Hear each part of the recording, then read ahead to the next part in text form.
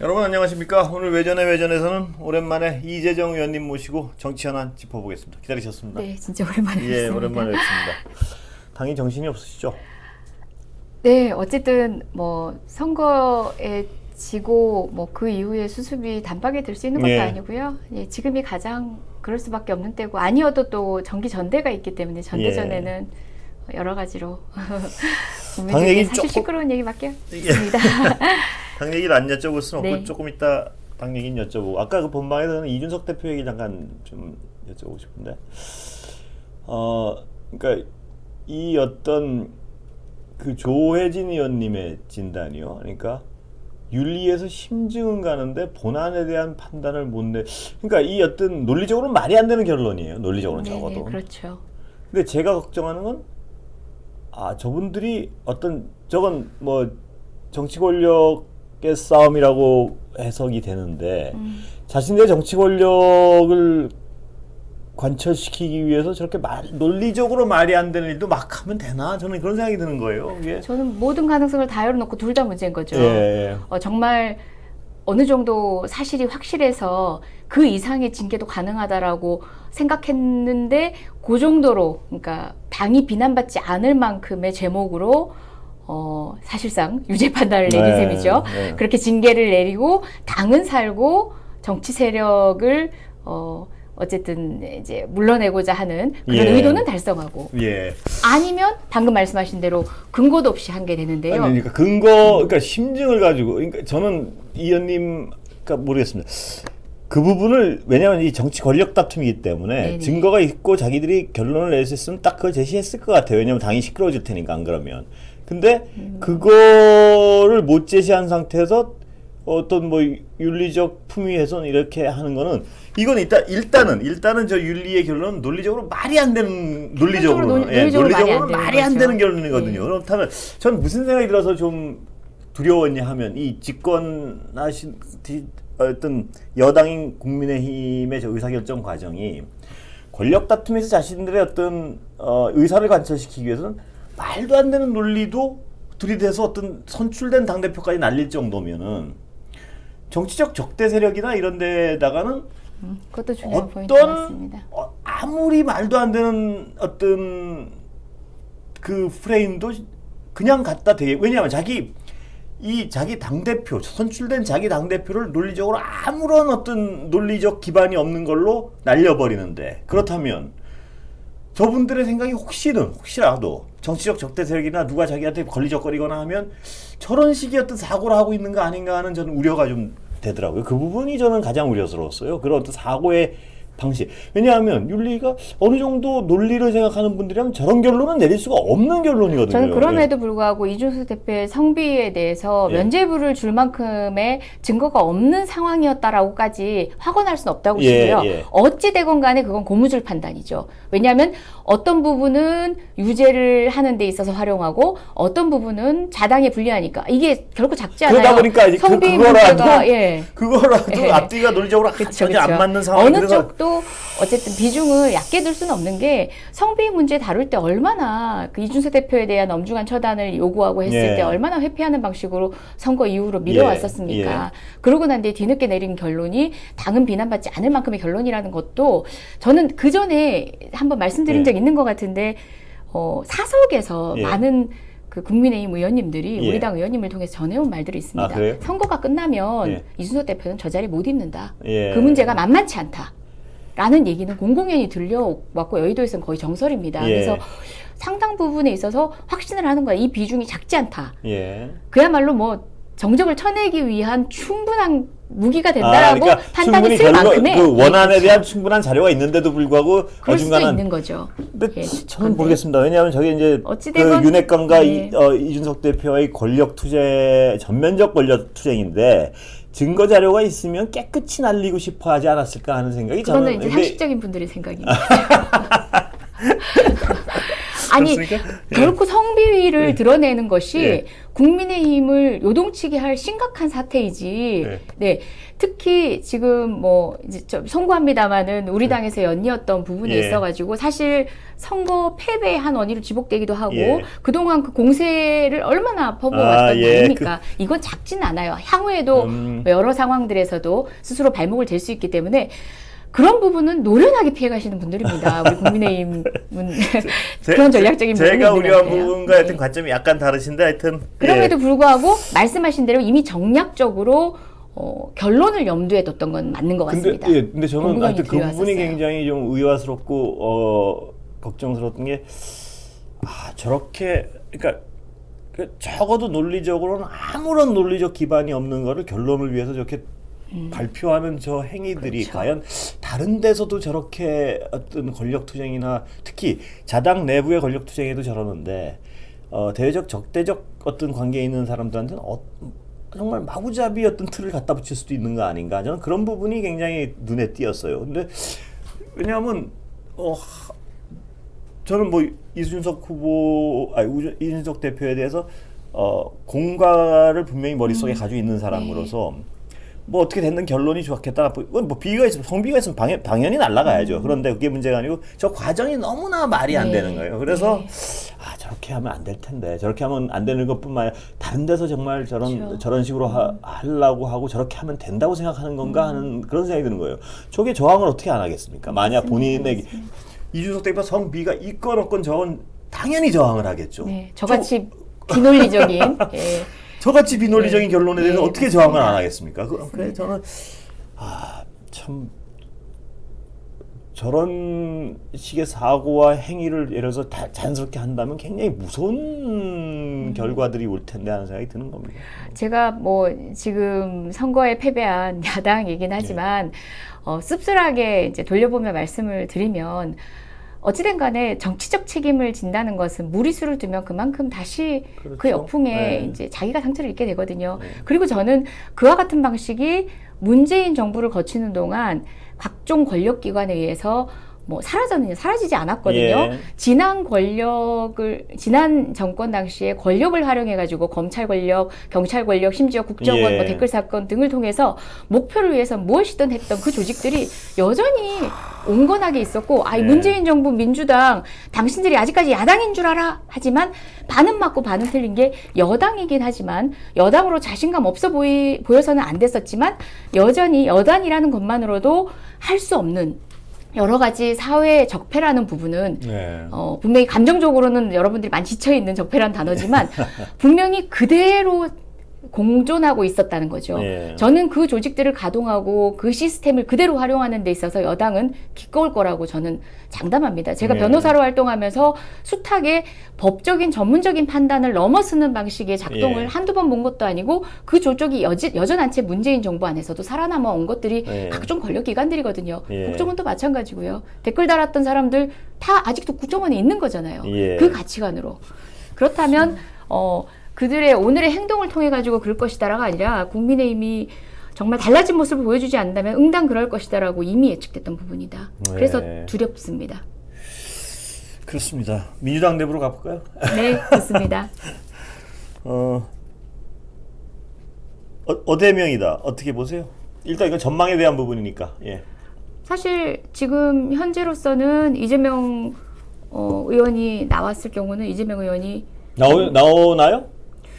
지금 저도 정확지는 않지만 사실상 뭐 나온다라고 다들 짐작하고 있는 바죠. 뭐 그거는 각각 여러 루트를 통해서 뭐 직간접적으로 좀 확인한 내용들이 종합된 것 같은데요.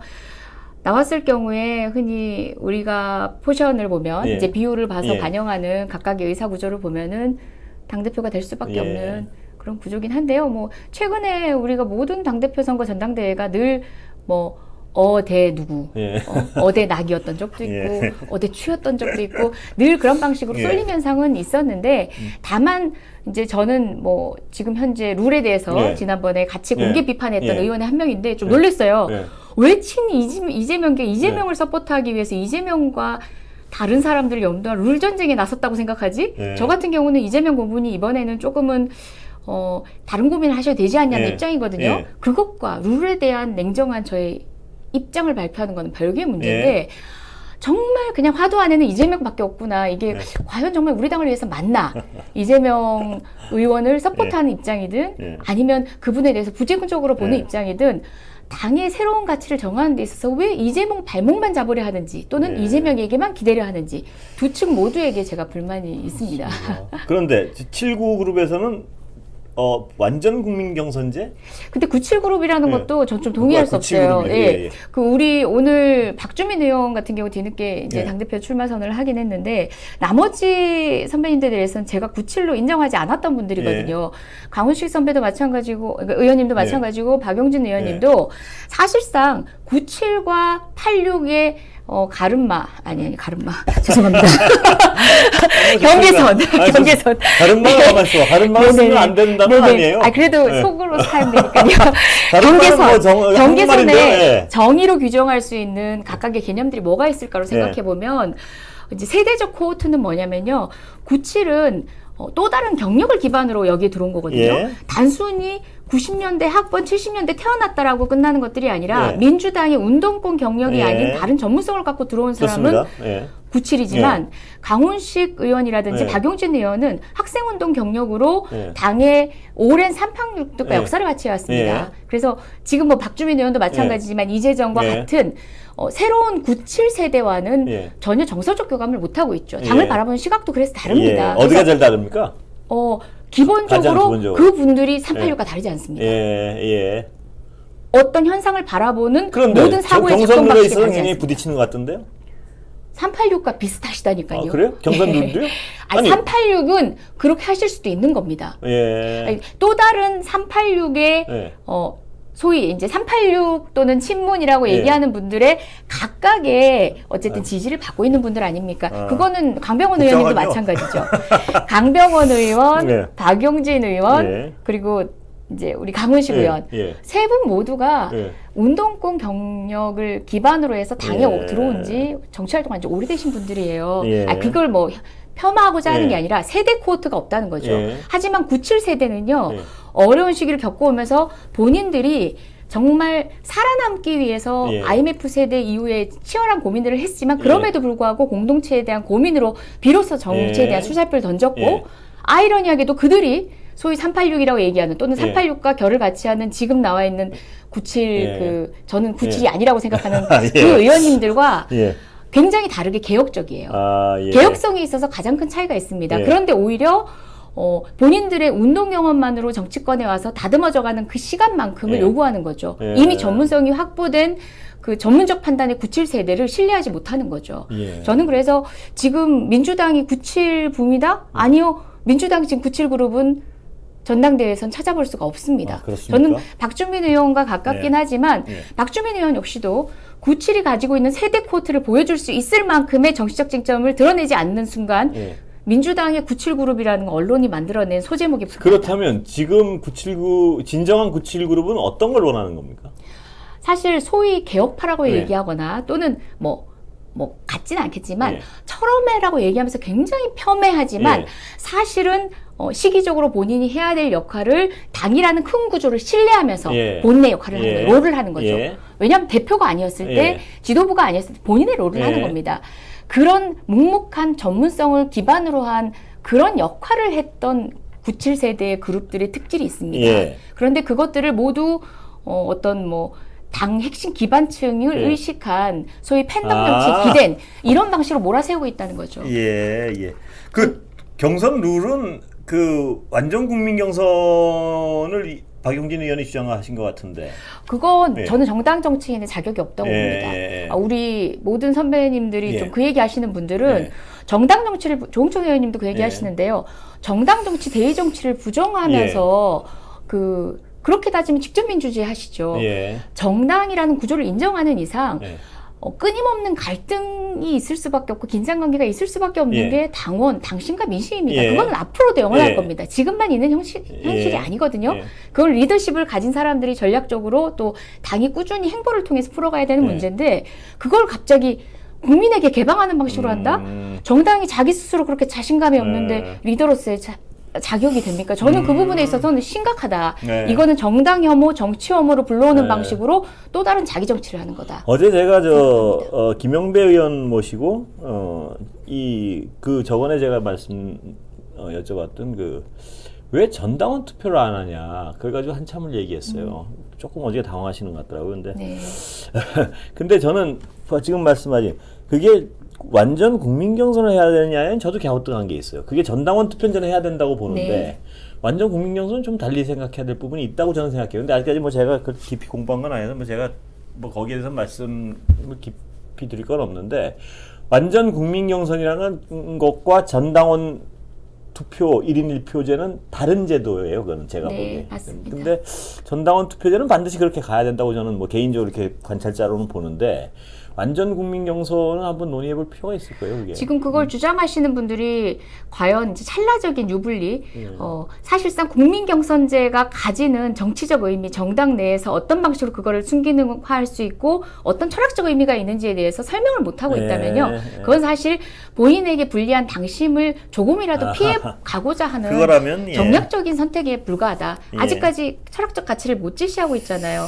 심지어 저도 굉장히 친한 우리 선후배들인데요. 우리 선배님들 같은 경우는 사실상 의회 정치, 그리고 대의 정치, 정당 정치에 대한 철학적 확신이 있는 분들이거든요. 예. 그분들이 완전 국민 경선을 주장한다는 거는 본인의 평소의 소신 발언에도 어긋나는 거라고 저는 생각합니다. 근데 저는 이제 여기 이제 민당 내부에서도 친문이란 분도 모시고 개편한 게 또 그렇게 뚜렷하지 않은 분들도 모시고 이렇게 보면 일정 부분에 계신 분들의 공통점이 하나 있는데 그러니까 꼭 어떤 분들을 저는 폄하하고 싶고 이런 건 아닌데 저랑 제 생각이랑 안 맞는 부분은 뭐냐 하면 늘 구분을 하시는 거예요. 개혁 법안이나 개혁 정책과 민생을 분리하고 항상. 저는 그게 항상 이해가 안 갔어요. 그게 왜 분리하고 검수완박 때문에 졌다. 이런 어떤 규정을 그게 뭐랄까요? 자기 뇌 속에서 이렇게 하나의 규정을 맨날 갖다 놓고 그것 때문에 중도층이 떨어져 나가고 이런 어떤 이상한 어떤 논리하는데 근거는 별로 없어요. 근데 항상 민생이란 추상적인 거를 놔두고 흡사 그 개혁적 정책들은 민생을 배제하는 것처럼 말씀을 하시면서 중도층은 이 개혁 정책 때문에 떨어져 나갔다는데 저는 그 부분을 좀 일관되게 주장하시는 분들이 잘 이해가 안 가는 부분이 제일 커요. 제 생각하고는. 그게 왜 그걸 민생과 구분을 하지? 그럼 근원적 개혁 정책이란 게 민생과 아무 상관도 없는데 그냥 이념 노름하려고 그걸 했었나? 그렇지 않게 생각하는 국민들이 굉장히 많거든요. 그게 굉장히 필요한 것이다. 근데 그걸 굉장히 구분하는 그 논리에 대해서는 좀 이해가 갈 수. 그래서 제가 이명박 박근혜 정권 때 저는 안온하게 사셨던 분들이 그 말씀 하시는 거예요.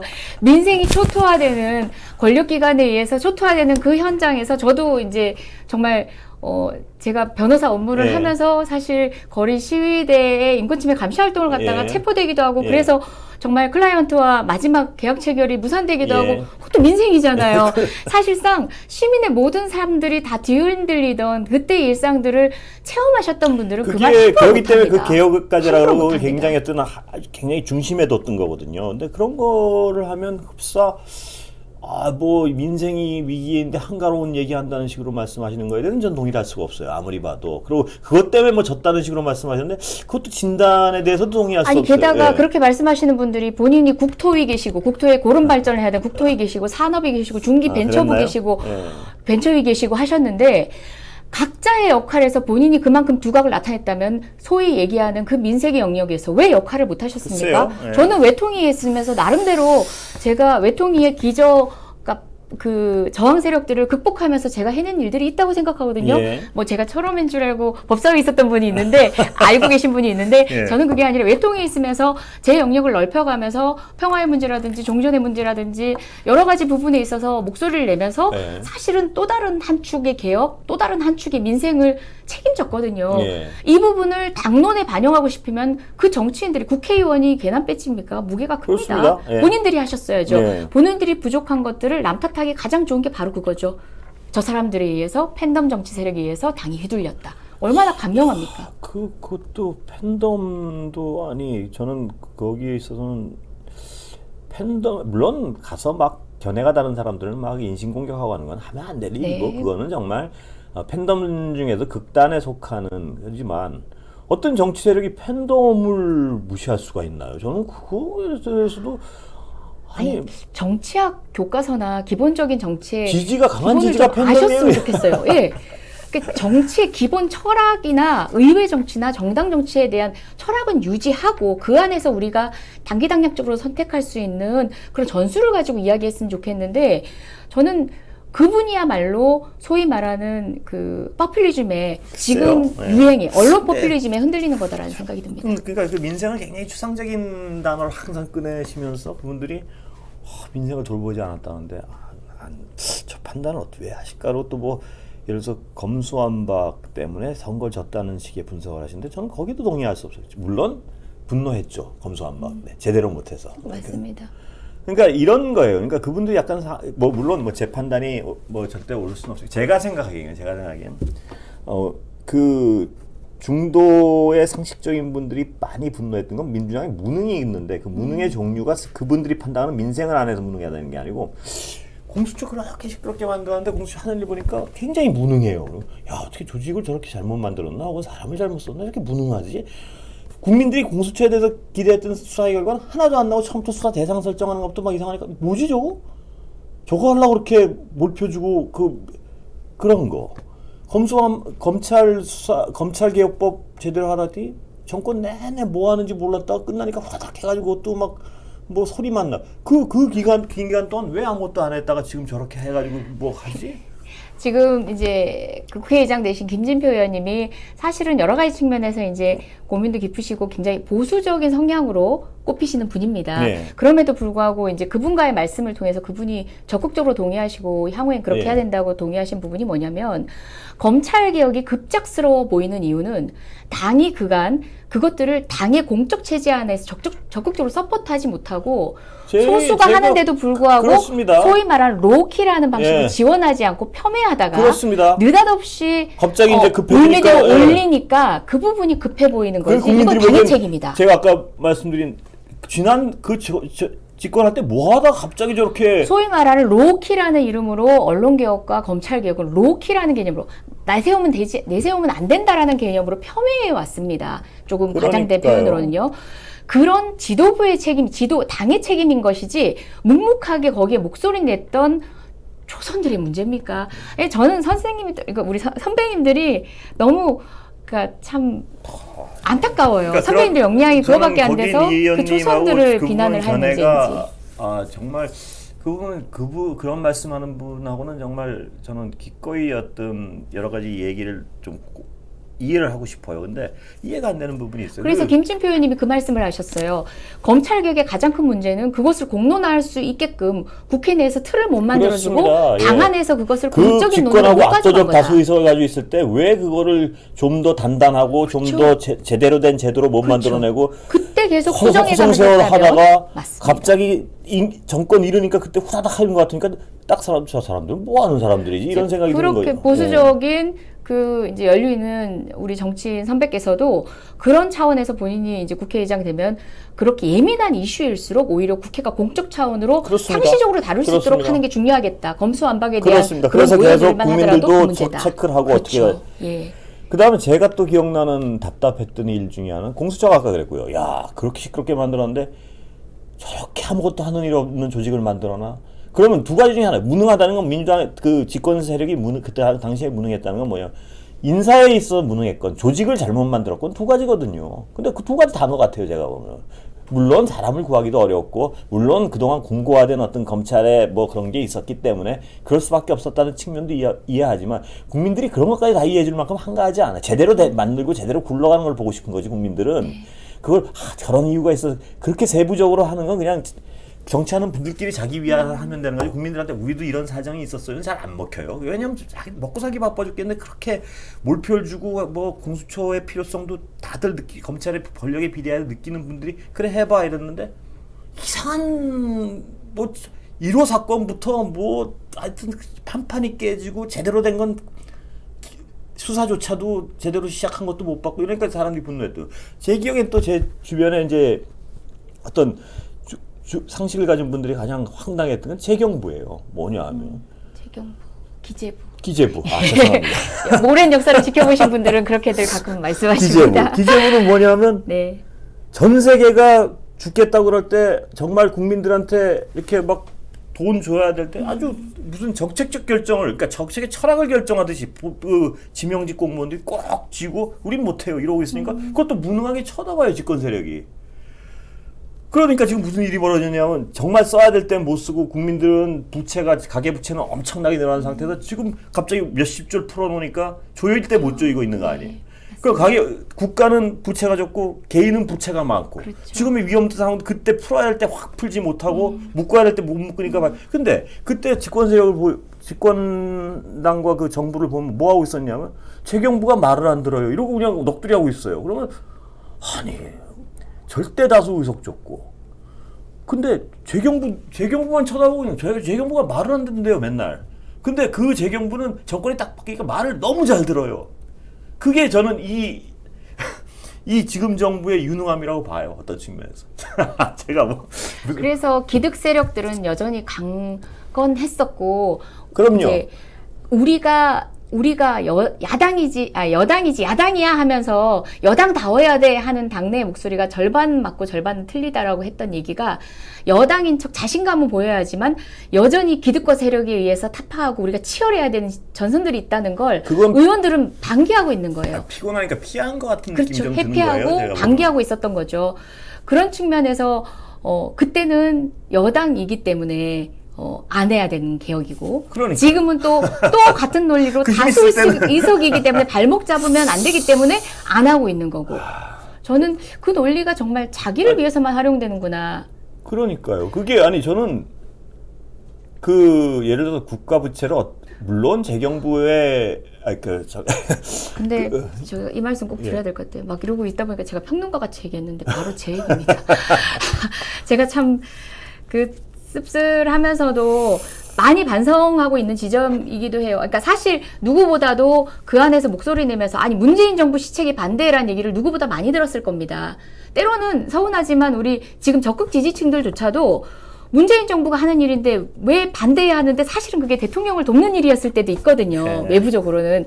근데도 이제 설명을 충분히 못한 우리 탓인데, 다시 우리가 정권을 이어가게 될 때는 절대 그렇게 하지 말아야겠다. 청와대 관료 중심으로 흘러가게 하지 말아야겠다는 게 다짐이었는데 그럴 기회조차도 못 얻은 게 참 개인적으로는 슬픕니다. 하지만 뭐 지금 야당의 역할 180석의 뭐 국회 여당이라면 국회 안에서도 책임지는 사람은 어떻게 해야 되는지를 젠체하고 있는 게 책임지는 게 아니라는 걸 일깨워주는데 제 역할을 해야겠다. 그러니까 좀 다짐하고 있습니다. 뭐 어떤 세력이 집권을 하면 해야 될 일을 꼼꼼하고 좀 제대로 국민들이 좀 바라는 부분은 좀 꼼꼼하면서 단단하게 일을 하면서 시끄럽지 않은 거 최고죠. 그런데 시끄럽게 하기 위해서 아무것도 안 하는 건 그건 정말 그 정말 답답해요, 그거는. 근데 아니 인혁당 그 문제만 해도 보세요. 인혁당 그 이자 탕감하는 문제도 문재인 정부의 청와대와 정부는 너무 완고해 있었습니다. 그렇게 주장을 하고 제가 여러 차례 토론회도 열고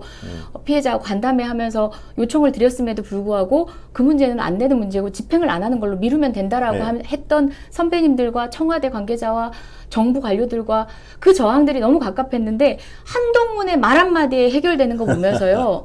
저는 자괴감을 느꼈습니다. 그러니까 무능하다는 소리를 듣는 거예요. 그래서 우리 당이 그런데 지금 민생이라고 얘기하고 팬덤이라고 얘기하면서 다른 데서 주소를 찾고 있고 네, 그렇습니다. 네. 그런 게 참 씁쓸하다는 거죠. 그래서요. 그 무능함의 제가 아까 저는 대표적으로 제가 기억나는 건 몇 개냐 툭툭 말씀을 드렸는데 그런 무능함에 질린 부분이 많다는 거. 근데 그 진단을 엉뚱하게 어떤 분들은 일관되게 무슨 민생을 안 챙겨가지고 할 일을 안 해서 그렇다는 게 저는 제 진단이에요. 할 일을 제대로 안 해서. 할 일을 열심히 해온 그 몇몇 초선 의원들 탓인 양 하는 것도 참 선배 정치인들 그 구력에 비해서 부끄럽지 않나 싶습니다.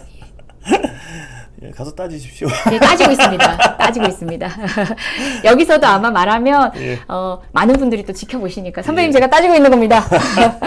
예. 그렇습니다. 그리고 정말 그러니까 검찰에서도 그렇고 기재부에서도 그렇고 똑똑한 분 중에 왜 국가를 생각하는 마음, 절절한 마음이 있는 분들이 없겠습니까? 거기도 절절한 마음이 있는 분들이 분명히 있을 텐데 유야무야하니까 어떤 조직이기주의로 가는 분들도 많을 거예요. 예를 들어서 지금 그 당시 예산 추계를 10%씩 틀리고 말이에요. 그리고 돈 없다 그러고. 그러면 또 그 집권 세력과 그게 잘해도 되나? 기득권입니다. 그게 기득권입니다. 그래서 우리가 10년 정부, 뭐 물론 정부의 위정자들이 잘못한 것도 있지만 민주정부 10년에 이룩한 것조차도 한꺼번에 대물려지는 것을 이명박 박근혜 정부로부터 보지 않았습니까? 기득권은 그만큼 공고하고 그것들이 탄성을 회복하는 데는 정말 10년이라는 세월이 그런데 그게 국민들이 화난 이유는요. 네. 그 기득권이 공고하다는 것도 맞죠. 그리고 단단하다는 거 맞고 어떤 자기의 이익을 위해서 몸을 안 사려는 것도 맞아요. 그런데 그래서 국민들이 하라고 압도적 예. 다수를 줘놓으니까 예. 아무것도 안 하고 기득권은 공고해요. 우리는 죄송해요. 오히려 기득권은 공고해요 하시는 분들은 개혁파니까 하신 얘기예요.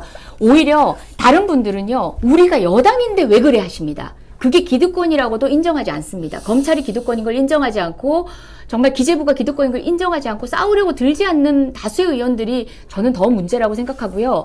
그 공고한 기득권이 있기 때문에 우리는 아직 여당이지만 여당이 아니야라고 하는 게 확실한 문제 인식이었다는 거죠. 그 측면을 말씀드리는 건데 변명하고자 얘기하는 게 아니라. 네. 근데 지금 저는 약간 어떤 감정대로 화가 나는 이유가 바로 기재부를 다시 예를 들면 지난해 그렇게 정말 국민들이 처음에 고통받을 때 돈을 퍼줬으면 그때는 그때는 인플레이션도 없고 해가지고 맞습니다. 그때는 경제가 더 활성화됐을 거예요. 아마 네. 사후적으로 지켜보면. 그리고 가계부채는 조금이라도 더 줄어들었고 그렇죠. 정부 부채는 늘어나고. 근데 지금 상태, 이 가계부채가 지금 폭탄이 돼 있는 상태에서 말입니다.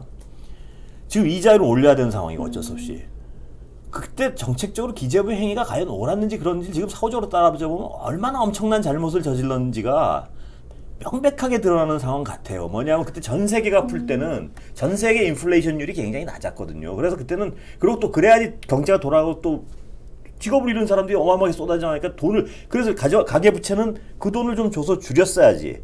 그럼 물론 많이 줄이진 못했겠지만요. 그럼 지금 국가부채는 좀 더 많고 가계부채는 좀 더 적은 상태가 우리 경제 전체에 지금 이자율을 올리는 상태에서 훨씬 안정적인 상황이거든요. 근데 세계 유수의 경제진단기관에서 다들 국가부채 여력이 있고 지금은 집행을 더 해야 될 때라고 무수히 권고를 했음에도 불구하고 그렇지 못했죠. 그러면서 가만히 있는 것 같아요. 근데 뭐 기재부가 예산을 짜와야 된다 그러는데 저게 근데 정권이 딱 바뀌니까 기재부는 갑자기 몇 조였습니까? 그 추계 예산을 저는 그거야말로 정말 국조 대상이라고 보고요. 그렇습니다. 그런 걸 어떻게 이렇게 예산 추계를 실수로 여러 번 틀릴 수 있는지 그 다음에 또 갑자기 그 돈은 왜 나온 그런 거야말로 국회에서 따질 거죠. 국조 대상이고 그 국조의 대상이 문재인 정부잖아라고 한다면 좋습니다. 문재인 정부도 국조의 대상이 되는 거죠. 그래서 기재부의 그와 같은 축에 책임질 사람들은 문재인 정부의 관료일지라도 책임져야 되고 문재인 정부의 책임자라도 문재인 정부의 청와대 관계자라도 책임을 져야 마땅한 거죠. 그렇습니다. 그런 걸 추궁하라고 국회가 있는 거 아니겠습니까? 근데 전 정말 이해가 안 갔어요. 그러고 나서 지금 상황에서 그러니까 그 미뤄졌던 그 돈을 지금 푸니까 인플레이션은 더 가중되고 가계부채 그러다 다시 또 이자율 높여야 되는 상황에서 가계부채 지금 폭탄인데 가계이자비 부담은 확 늘어나고 거기서 한 푼이라도 가계이자 부담을 줄이는 게 지금 저는 경제를 잘 모르지만 그 당시에 가장 정상적인 일이었어요. 가서 한 푼이라도 그때 풀었어야지. 왜냐하면 전 세계 그때 인플레이션 우려가 없었거든요. 그때까지만 해도 초기만 해도. 우리나라가 재정 경제 정책의 늘 문제점이 가계부채를 늘리고 국가부채를 줄이는 방식으로 행해 왔다는 거거든요. 그 지적은 한두 번 있었던 것도 아니고 특히나 그 위기 상황에서요. 네, 맞습니다. 전 세계가 그때 그런데 그 위기 상황에서는 재경부 핑계를 대면서 뭐 몇 조를 지원해야 되는데 쟤네가 말을 안 들어요. 야당이 말을 안 들어요. 그러니까 왜 저렇게 저 사람들은 무능하지 않은 생각을 저는 그때도 많이 했던 것 같아요. 아까 예를 들면 여러 가지 어떤 사안 중에 저는 뭐 이런 얘기 하시는 분이 있는지 모르겠지만 솔직히 말씀드리면 다시 우리 당이 대통령을 냈을 땐 그러지 말아야겠다는 생각도 한 게 이제 어느 정도 대통령 면 생각해서 못 싸울 때도 있었어요. 냉정하게. 홍남기다. 또는 대통령이 사실상 홍남기하고 각을 끝까지 세워가지고 대통령이 끝까지 굴복시킬 수 없다면, 기재부를 굴복시킬 수 없다면 어느 정도에서 대통령은 표면을 안 나타나는 게 맞다. 그게 또 정치적으로 맞을 수 있습니다. 네. 그 상황에서 대통령이 이미 그렇게 결정했기 때문에 당에서 너무 그렇게 세우면은 대통령이 갈 곳이 없어진다. 라는 말에 당은 다시 또 정렬합니다. 그와 같은 방식이 과연 대통령은 면을 세우셨을지 모르겠지만 결과적으로 국민을 무너뜨리게 만들었다는 거죠. 그래서 네. 우리 문재인 대통령의 혼자만의 여력으로 되지는 않는 문제긴 하지만 어쨌든 당은 당의 역할을 하면서 그게 우리 안에서 누구의 면을 세우고 하는 문제가 아니었어야 했다는 거는 저는 뼈저리게 후회했던 부분입니다. 예, 다수당이시니까 기재부는 한번 좀 잘 들여다보세요. 네.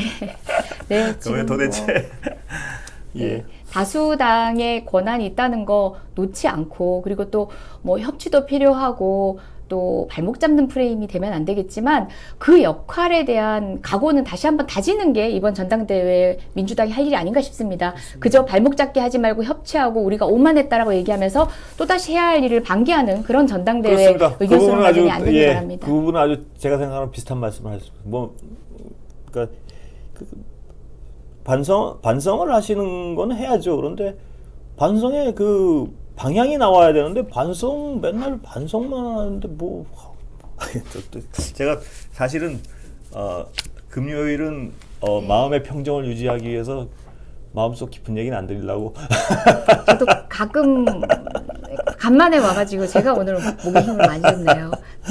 예, 오늘 감사합니다. 네, 오랜만에. 고맙습니다. 예.